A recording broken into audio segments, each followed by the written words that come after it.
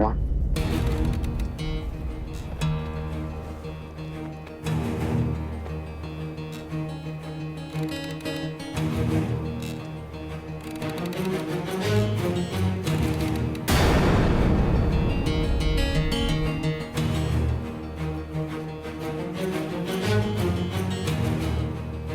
पिताश्री, पिताश्री, पिताश्री, पिताश्री, उठिए पिताश्री, उठिए।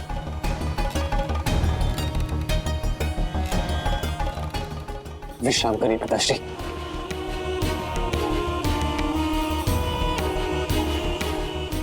पिताश्री, पिताश्री आप ठीक तो है ना?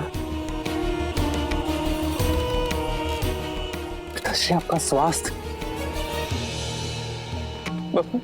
कहिए ना आपको क्या हुआ है?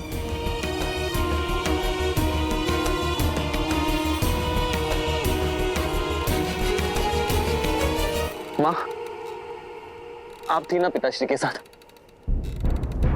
तो कहिए ना क्या हुआ है इनको?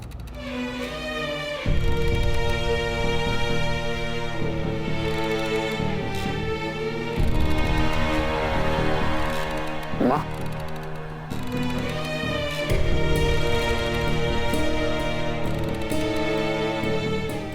पिताश्री, पिताश्री मैं राज वैद्य को बुलाकर लेकर आता हूँ। वो तुरंत आपका उपचार कर देंगे। राज वैद्य को बुलाने का कोई लाभ नहीं।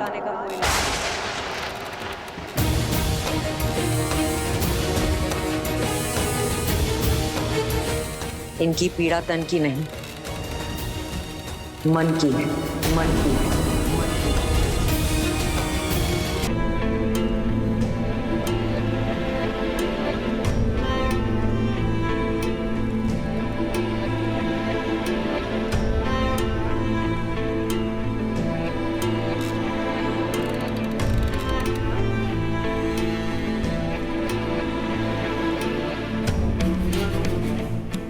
उपचार तो मन की पीड़ा का भी होता है माँ।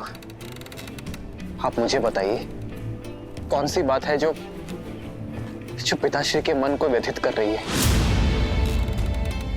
क्या आप दोनों के बीच कुछ मतभेद हुआ है? मैं बात करूंगा पिताश्री से माँ। आपस में बैठकर बात करेंगे तो मतभेद दूर हो जाएगा। मतभेद हल हो सकते हैं, मनभेद नहीं। और वैसे भी इस समस्या का कारण ना तुम्हारे पिताश्री हैं और ना मैं। तो फिर कौन है माँ? तुम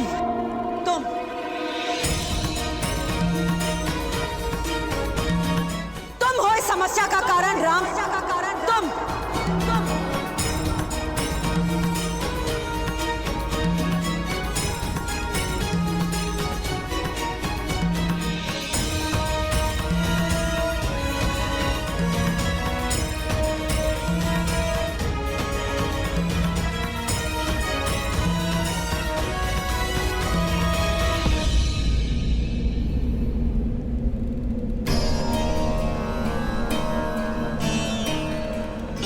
ऐसा क्या अपराध कर दिया मैंने माँ कि मैं अपने ही पिताश्री के लिए समस्या बन गया? यदि समस्या का कारण मैं हूं,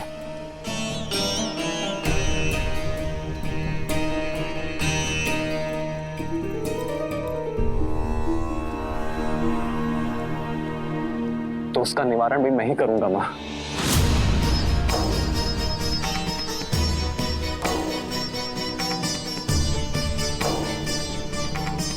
समस्या का कारण तुम अवश्य हो, किंतु निवारण तुम्हारे वश में नहीं है। आज तुम्हारे कारण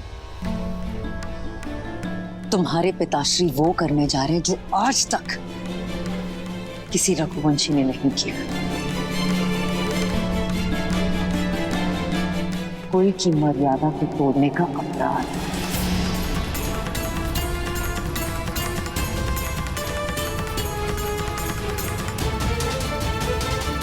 आप मुझे दोषी मानती हैं, ये स्वीकार है मुझे, किंतु महाराज दशरथ सदा निष्कलंक थे और सदा रहेंगे। वो जीवन भर धर्म की रक्षा, रघुवंश की मर्यादा के मार्ग पर चले हैं मां। सृष्टिहीन मनुष्य मार्ग भटक जाता है और तुम्हारे प्रिय पिताश्री पुत्र मोह में, तुम्हारे मोह में मार्ग भटक चुके हैं, दृष्टिहीन हो चुके हैं और अधर्म के रास्ते पर चल चुके हैं।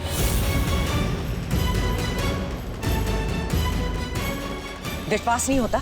देखो उनकी ओर, देखो।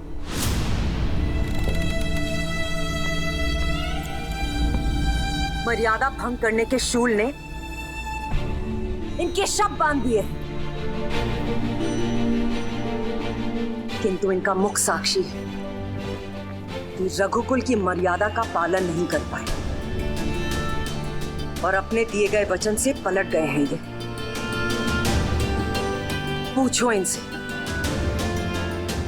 पूछो अपने पिताश्री से,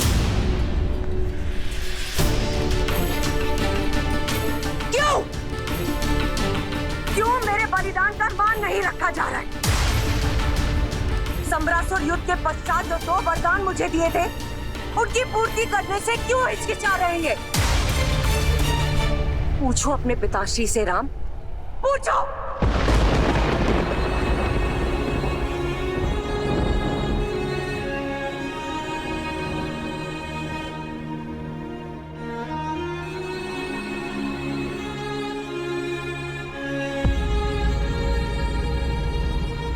संतान होते ही इसलिए मां कि पुरखों की मर्यादा सनातन रहे। वो पुत्र ही क्या, जो अपने माता और पिता के वचन को पूर्ण न कर सके।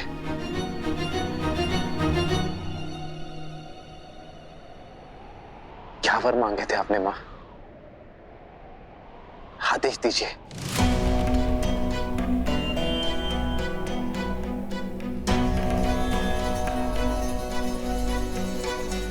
जो पिता नहीं कर पाए वो पुत्र क्या करेगा? फिर भी अगर तुम सुनना ही चाहते हो तो सुन। मेरा पहला वर अयोध्या के सिंहासन पर अब तुम नहीं, मेरा पुत्र भरत बैठेगा।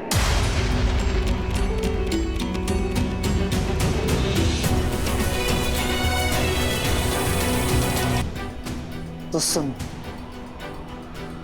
मेरा पहला वर अयोध्या के सिंहासन पर अब तुम नहीं, मेरा पुत्र भरत बैठेगा।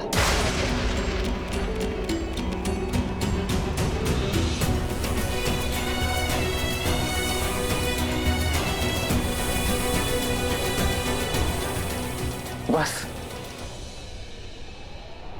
इतनी सी बात मां, इसके लिए आपने अपना वरदान व्यर्थ कर दिया। मुझसे बोला होता मां आपने, आपको वर मांगने की आवश्यकता ही नहीं पड़ती।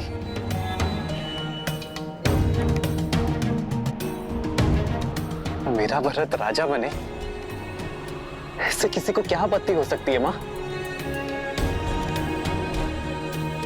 भरत जैसा न्यायप्रिय और परोपकारी राजा पाकर अयोध्या धन्य हो जाएगी मां। अब दूसरा वर बताइए मां।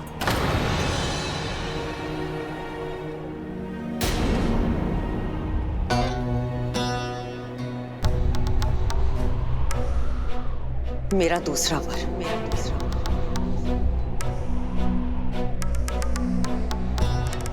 तुम शीघ्र अतिशीघ्र अयोध्या छोड़कर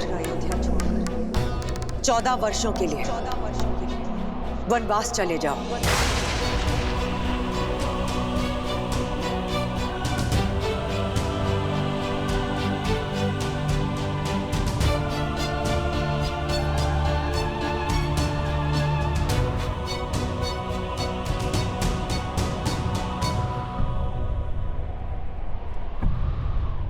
स्वीकार है मुझे माँ, स्वीकार है मुझे।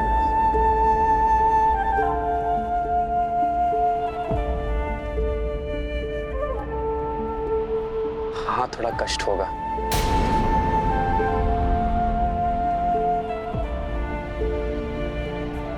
अपने बूढ़े पिता को और स्नेहमयी 3 माताओं को इस अवस्था में छोड़कर दूर जाना होगा। थोड़ा कष्ट होगा मां, किंतु कष्ट से अधिक आनंद भी होगा। आनंद की वनवास में मुझे मेरी देश और प्रजा को अधिक समझने का अवसर मिलेगा,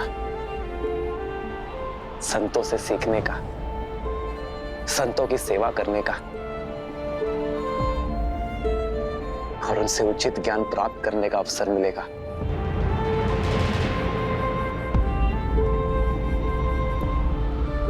अपने पिता के वचनों का मान रखने का गर्व मिलेगा।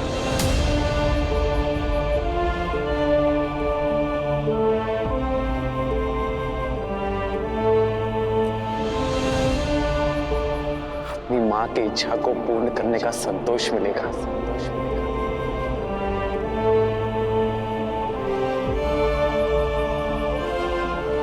मेरे भरत को राजपथ और मुझे ज्ञानपथ मिलेगा मां।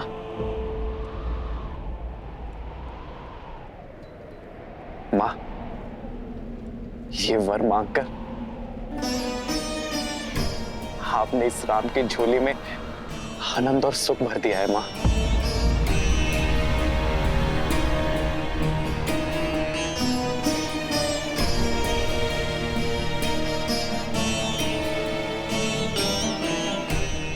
मां, आपका ये पुत्र आपकी इच्छा और पिताश्री के वचन दोनों को अवश्य पूर्ण करेगा।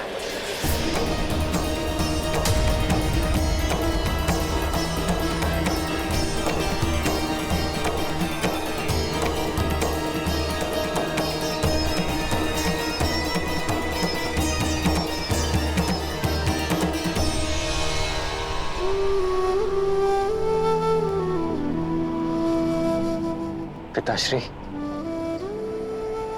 बस इतनी सी बात पर व्यथित हो गए आप? विश्वास नहीं था अपने राम पर?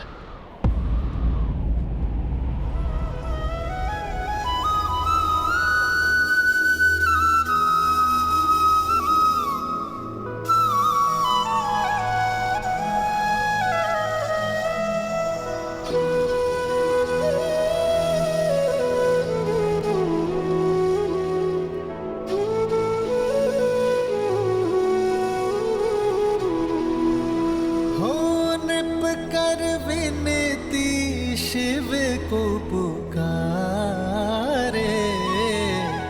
कृपा करो प्रभु कष्ट न तारे।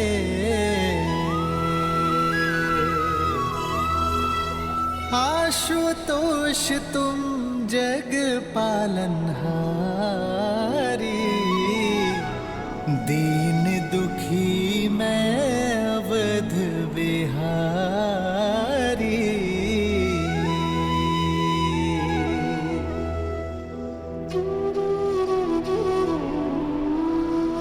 प्रसन्न हो जाइए पिताश्री, आपके राम को महाराजा हरिश्चंद्र और भगीरथ के मार्ग पर चलने का सौभाग्य मिला है। मैं धर्म यात्रा पर प्रस्थान करने जा रहा हूं पिताश्री। अपने नेत्रों पर इन अश्रुओं के साथ नहीं, अपने मुख पर गर्व के साथ अनुमति दीजिए पिताश्री।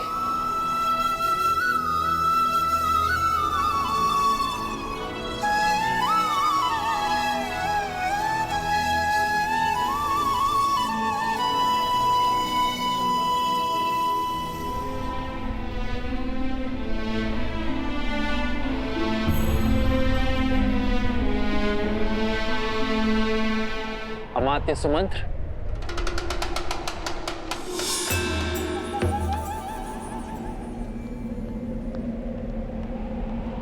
जी कुमार। पिताश्री का स्वास्थ्य ठीक नहीं है, ये किसी को ज्ञात नहीं होना चाहिए। आप इसी क्षण राजसभा जाएं और मेरा एक संदेश सभी को दें।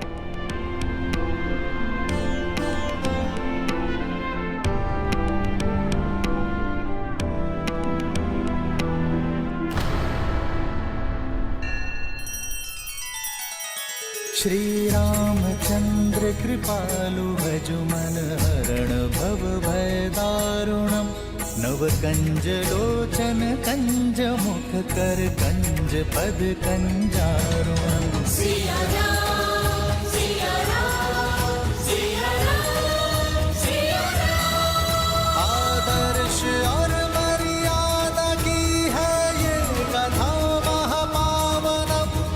काट मद श्री से मिला दे श्रीमद् रामायणम, श्रीमद् रामायणम। सिया राम, सिया राम, सिया राम, सिया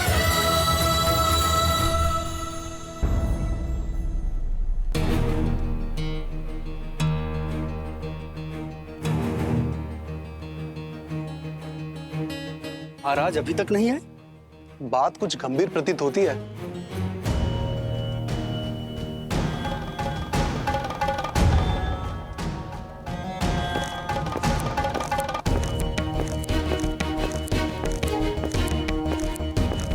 राम आ गया।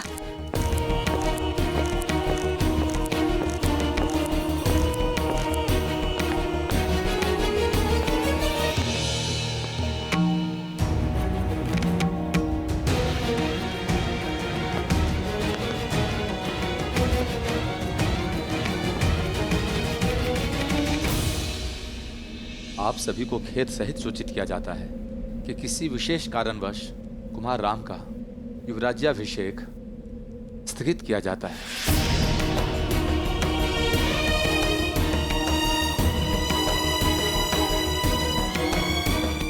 अचानक ऐसा क्या हो गया? ऐसी क्या बात है जो हम सबसे छुपाई जा रही है?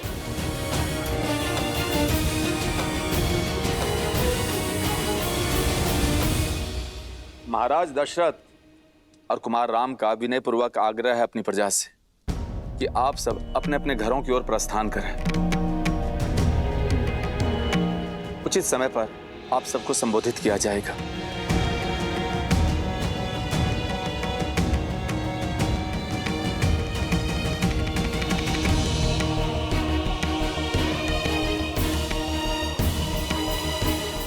सुमंत्र जी, क्या बात है? सब ठीक तो है ना? क्यों बुलाया राम को महाराज ने? क्या हुआ है वहां?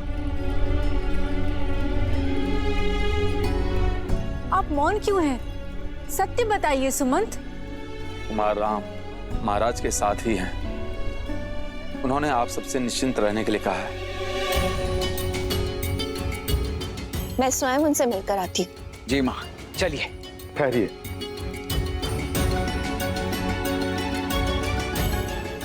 कुमार राम का आग्रह है कि अभी कोई भी उनसे मिलने ना आए। कुछ समय में वे स्वयं आकर आप सबसे बात करेंगे, आपको सब कुछ समझाएंगे।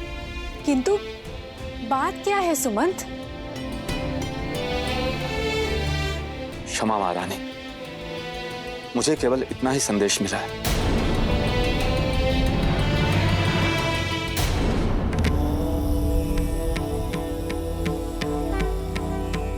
क्या सोच रही हैं देवी? यही महादेव कि जीवन ऐसा क्यों है? मनुष्य जब सुख और आनंद के शिखर पर होता है, तब दुख और विपदा की खाई इसके सामने क्यों आ जाती है? जीवन है, इसीलिए ऐसा है। हृदय की प्रत्येक धड़कन के पश्चात एक विराम आता है। प्रत्येक श्वास के पश्चात निश्वास आती है। श्रीमद् रामायण भी संसार को यही समझाती है कि यदि व्यक्ति के जीवन में कोई आपदा आती है तो वो साथ में दो अवसर भी प्रदान करती है। हार जाओ या पार जाओ। यूं समझ लीजिए देवी कि कई बार जीवन यात्रा में व्यक्ति के समक्ष मानो संकटों का एक बड़ा सा पर्वत आ खड़ा होता है। किसी प्रकार से वो उस पर्वत को पार कर लेता है तो क्या देखता है कि सामने एक अत्यंत गहरी खाई है। भरसक प्रयत्न करके वो उस खाई को पार करता है तो देखता है कि सामने पहले से भी कहीं ऊंचा एक और पर्वत खड़ा है। अब ऐसी विषम परिस्थिति में वो किस विकल्प का चुनाव करेगा, ये चयन उस मनुष्य का ही है। श्री राम के जीवन में भी ऐसी ही दुविधा आई, परंतु उन्होंने हार जाना नहीं, पार जाना चुना।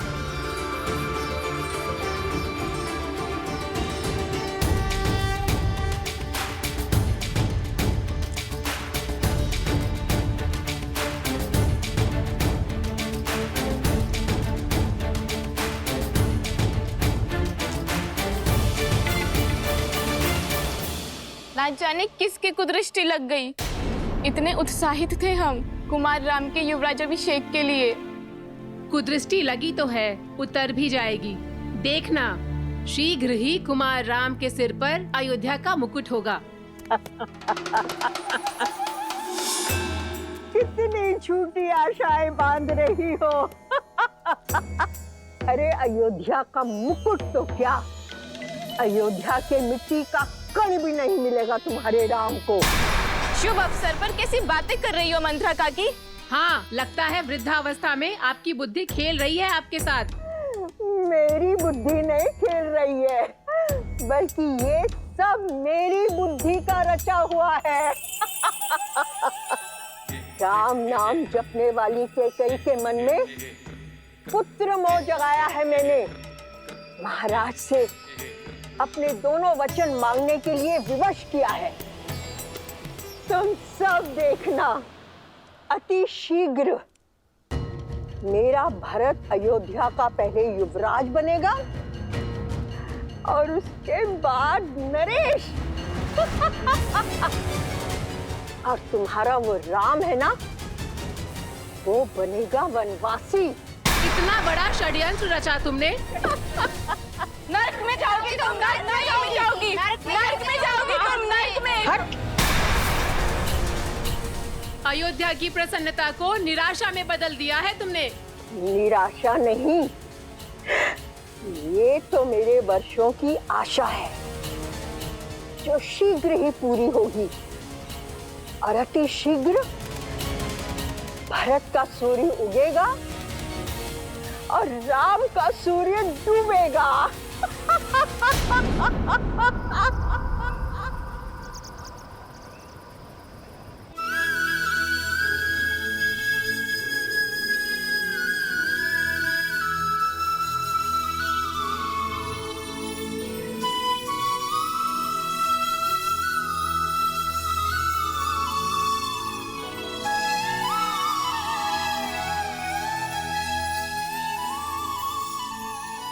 माँ,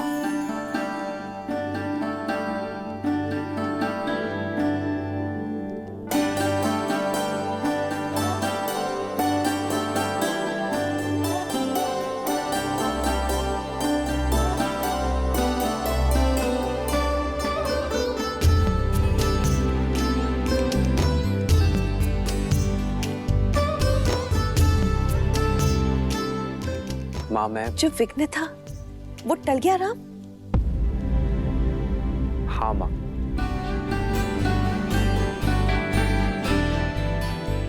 रघुवंश की मर्यादा पर आया विघ्न टल गया है।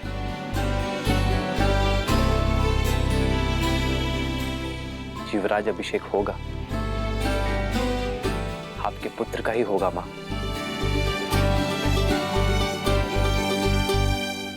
किंतु मेरा नहीं।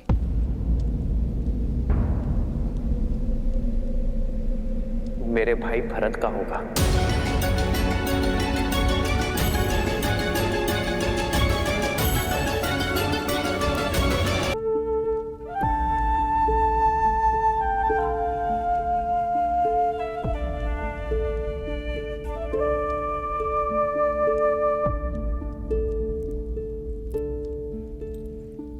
किंतु मां, अयोध्या के राज सिंहासन से भी बहुत बड़ा वरदान मिला है मुझे।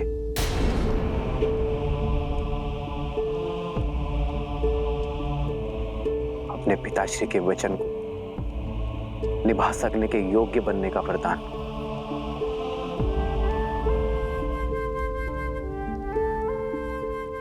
मां कैकेयी की इच्छा को पूर्ण करने का वरदान। रघुकुल की रीत निभाने का वरदान। पितामह हरिश्चंद्र के पथ पर चलने का वरदान। और सबसे बड़ी बात मां, संतों की सेवा करने का वरदान। उनसे उचित ज्ञान और सीख पाने का वरदान। और ये वरदान क्या है आर्य?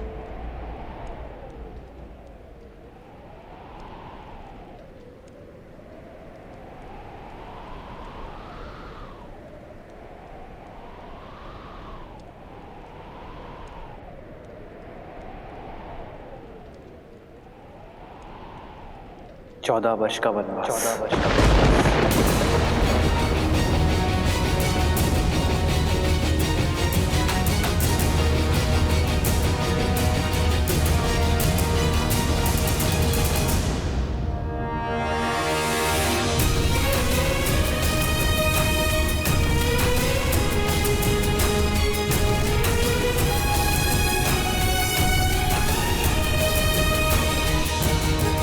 कैकेयी ने अपने पुत्र भरत का सोचा।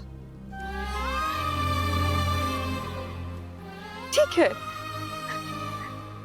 लेकिन मेरे पुत्र के साथ अन्याय क्यों? तुम तो उसे प्रेम से मां पुकारते थे ना राम? चना नहीं, चन्नी से ज्यादा माना था तुमने उसे। सदा सदा मुझसे पहले तुमने उसका आशीष लिया और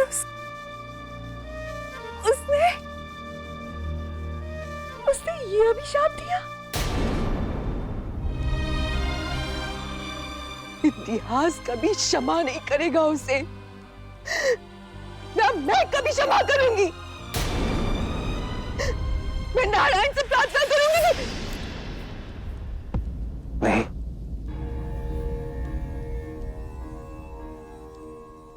मां कैकेयी पर क्रोध ना करना। उन्होंने तो मुझे जीवन का उचित अर्थ सीखने का अवसर दिया है। मां कैकेयी ने मुझे राज सिंहासन और राजनीति के चक्रव्यूह से मुक्त कर दिया है। मां,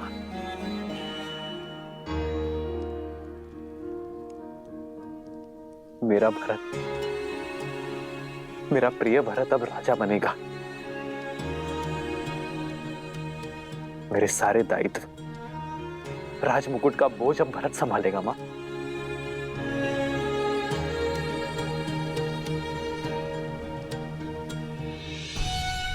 मां कैकेयी आपसे छोटी है ना, आपसे कम संभाले ना।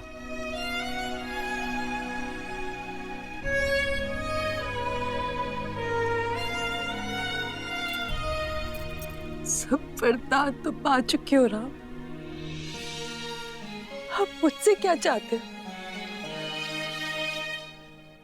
मुझसे वो मत मांगना जो मैं तुम्हें दे नहीं सकती।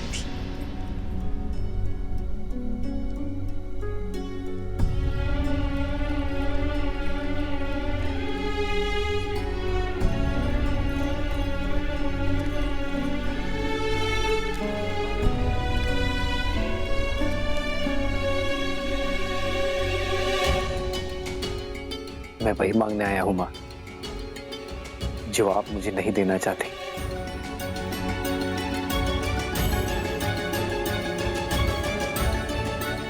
अनुमति,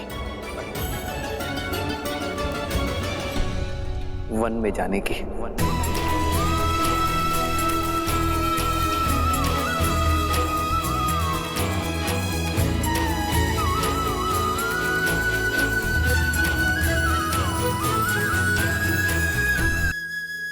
और मुख पे उत्साह था कि ये आपके पुत्र के भले के लिए है।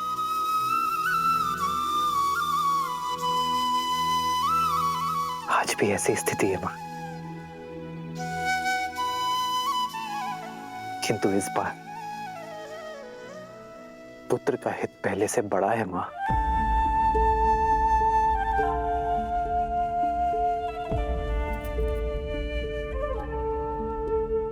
गर्व है मुझे, गर्व है मुझे अपने पुत्र पर कि उसने मेरी कोख का सम्मान बढ़ा दिया।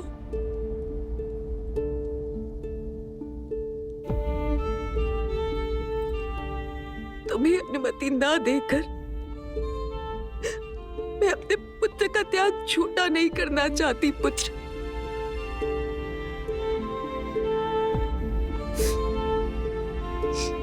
तुम्हें अनुमति है,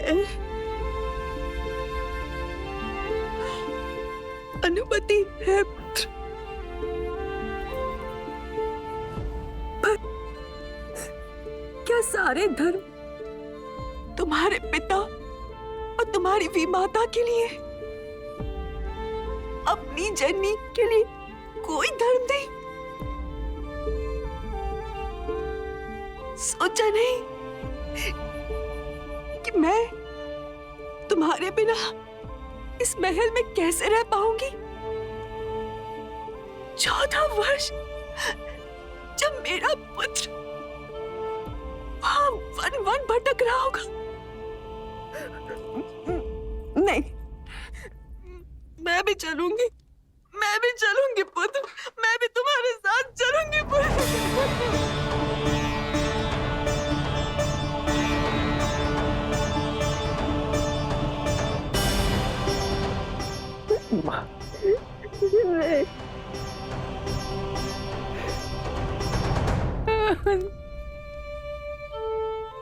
कितना सौभाग्यशाली हूं मैं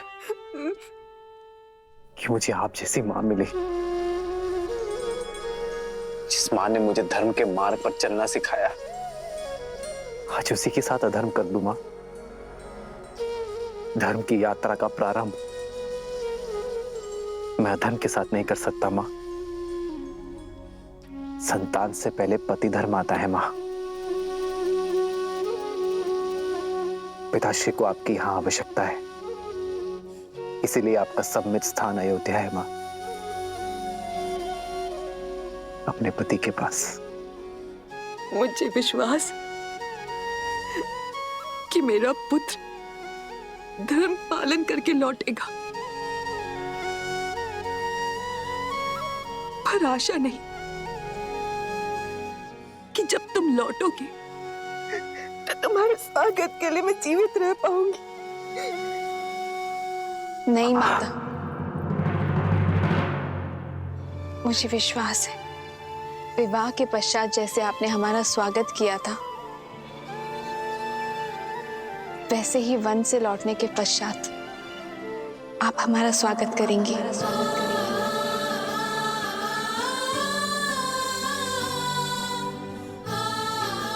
सीते, तुम? क्यों रघुनंदन, क्या माता के लिए धर्म भिन्न है और सीता के लिए भिन्न? अभी अभी आप ही ने कहा था ना कि पत्नी का धर्म स्थान उसके पति के पास होता है। जहां मेरे पति रहेंगे वहीं मैं रहूंगी। फिर वो रानीवास हो या वनवास।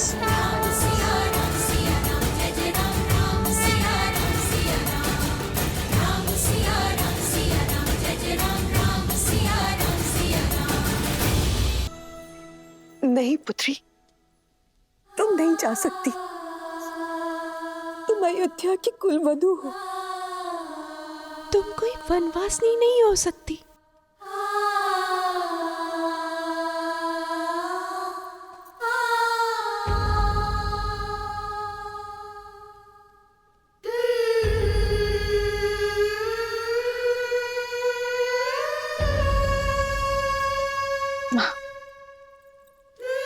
मेरे लिए कुलवधू होने का प्रारंभ श्री राम से विवाह होने के पश्चात हुआ था ना। पत्नी धर्म निभाए बिना कुलधर्म कैसे निभा पाऊंगी माँ? माँ, आपने मुझे पुत्री माना है ना, तो इस पुत्री को दुर्बल ना करें। धर्म निभाने का आशीर्वाद देकर विदा दे माँ।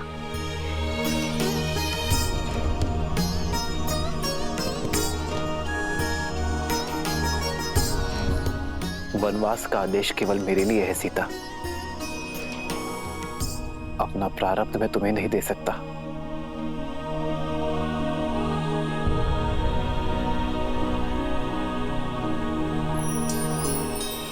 सत्य कहा आपने आर्य। वनवास जाने का आदेश केवल श्री राम को है, रे श्री राम को। पर ऐसे में यदि आप अपना आधा भाग यहाँ अयोध्या में छोड़कर चले जाएंगे, फिर आप रघुकुल की मर्यादा कैसे निभाएंगे आर्य? प्रारब्ध से बड़ा संबंध वो है जिसमें हम जुड़े हैं आर्य। यदि मैं शरीर हूं तो आप आत्मा है, और ऐसे में हम भिन्न भिन्न कैसे रह सकते हैं आर्य?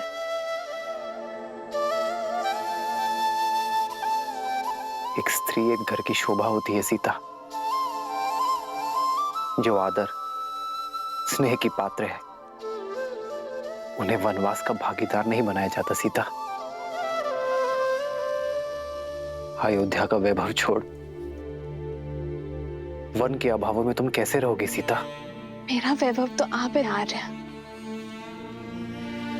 हर संबंध ऐश्वर्य या अभावों से नहीं, प्रेम और भावों से तोला जाता है।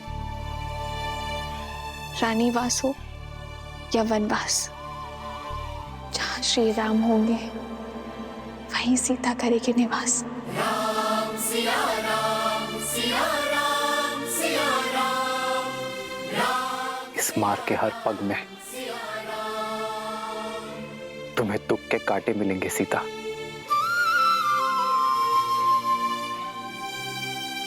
स्वीकार है, पर आपके वियोग के शूल नहीं सह पाऊंगी मैं आर्य। राम सिया राम सिया राम सिया राम राम सिया राम सिया राम। किंतु मिथिला नरेश को मैंने वचन दिया था सीता कि उनकी पुत्री को सदा सुरक्षित रखूंगा। माता सुनैना को भी आश्वस्त किया था मैंने कि उनकी पुत्री को कभी दुख नहीं दूंगा। अगर तुम्हें वनवास ले गया तो उनका सामना कैसे कर पाऊंगा मैं सीता? वही तो दशरथ नंदन, वन जाकर आप अयोध्या में मेरी रक्षा कैसे कर पाएंगे? हर संतों के संग से मुझे वंचित करके दुख दे पाएंगे आप?